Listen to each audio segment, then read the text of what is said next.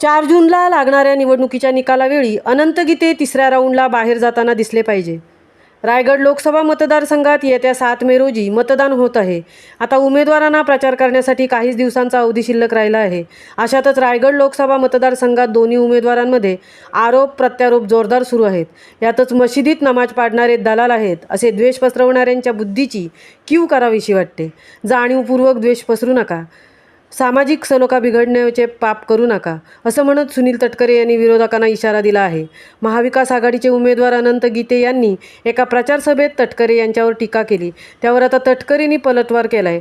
त्यावेळी सुनील तटकरे म्हणाले की ज्या मतदारसंघात मातोश्री आहे, ज्या मतदारसंघात उद्धव बाळासाहेब ठाकरे गटाचे नेतृत्व राहते, त्या मतदारसंघातील काँग्रेसच्या उमेदवाराला म्हणजे पंजावर मतदान करणार आहेत.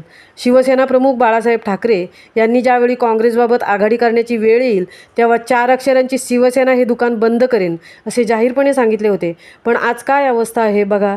2019मध्ये लोकसभा निवडणूक मतमोजणीच्या 16व्या राऊंडला अनंत गीते बाहेर निघून गेले होते.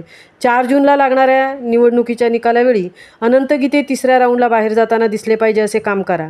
दरम्यान गेल्या अनेक दिवसांपासून तटकरे यांच्या मतदारसंघात जाहीर सभा पार पडत आहेत. सुनील तटकरे यांना यंदा महायुतीची भक्कम साथ मिळत आहे. तसेच सभांना देखील महायुतीचे सर्वच नेते उपस्थित राहत असल्याचे दिसत आहे.